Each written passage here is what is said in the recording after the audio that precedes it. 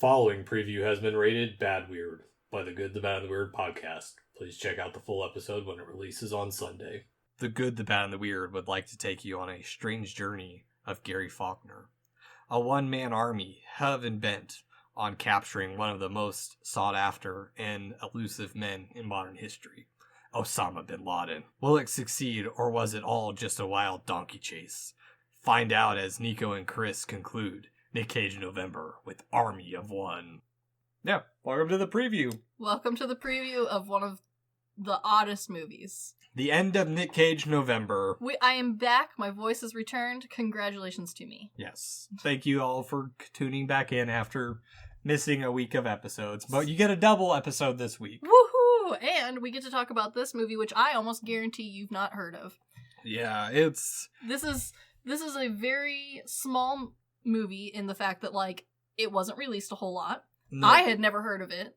And you just, like, showed up and you're like, I found this. We need to watch it. Yeah, no, I watched it, like, a year ago, shortly after Nick Cage November last year or something like that. I'm like, Chris, I found our movie for next year. Yeah, I remember you bringing it to me and giving me, like, a base rundown. And I distinctly remember that you left off the fact that it's based off of a real person.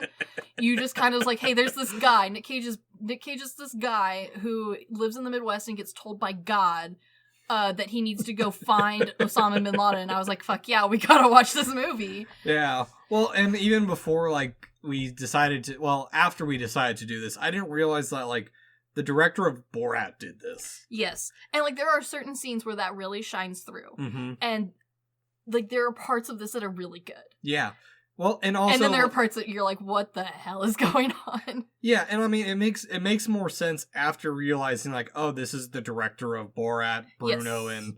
I do kind of wish that would... Like, you know how some movies like that, like, before the, like, title card shows, mm-hmm. they, like, say, like...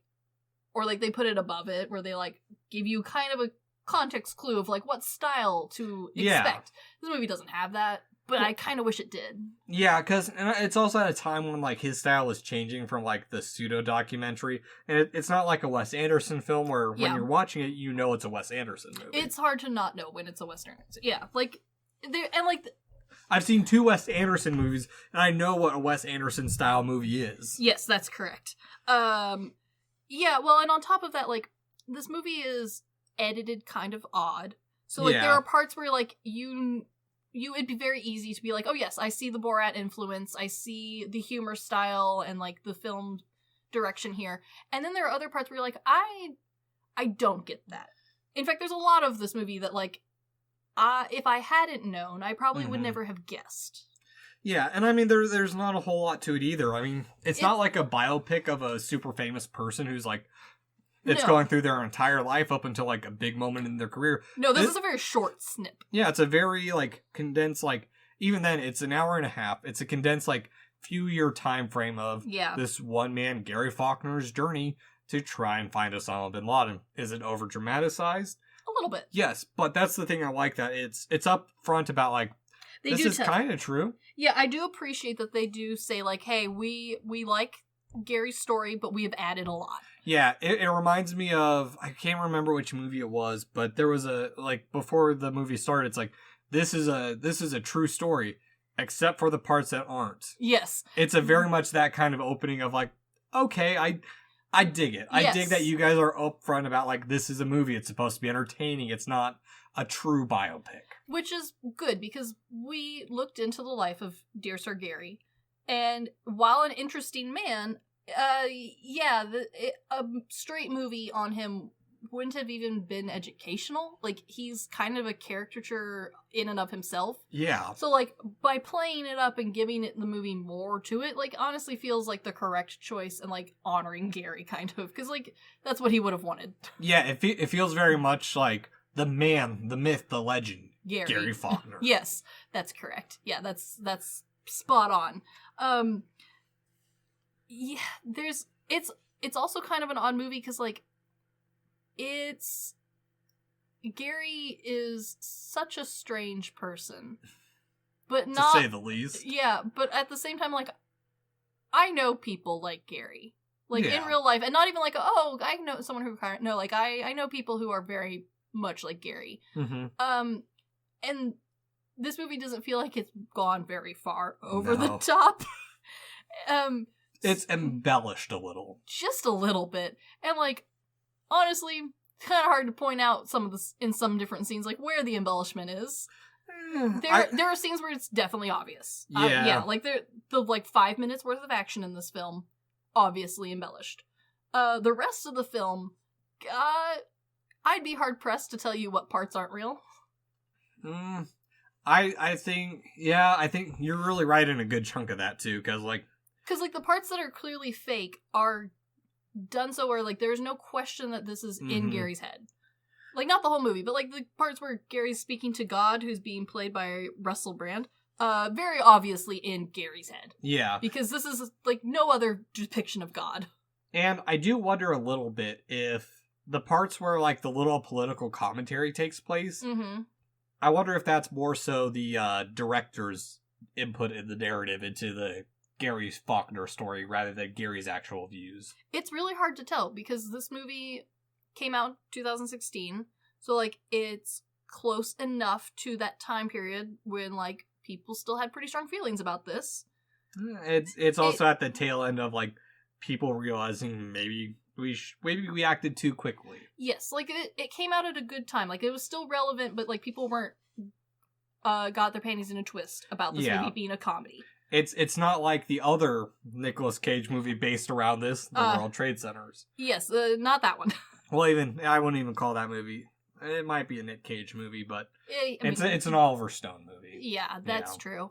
So, like, it came out during a good time period for, like, the type of humor it is and, like, where the jabs are going and all that. Like, time period wise, good. Just awkward and, like, it clearly wants to be somewhat of a political, like, it needs some political statement put in it because that's the whole background of why Gary is going in the first place, other than God told him to. But, like, we gloss over a lot of pre-movie Gary, which just kind of turns him into, like, this oddball character where, I mean, like, in real life, Gary is a fascinating man, but, like, he's fascinating in the same way that, like, you're like, how are you still going? Florida Man style. Very much so. He's the Rocky Mountain Rambo. He is, in fact, the Rocky Mountain Rambo, but with a lot less muscles. Very much so. Like, this man has a best friend named Pickle. Like, that's the kind of person we're going with here. And, like, no shame on that. That's great. No. I once had a friend named Cheese. So, like, I get it. I had a friend named Brie that I called Cheese as well. No, his name was Mackenzie, and he hated it. So he wanted to be called Cheese.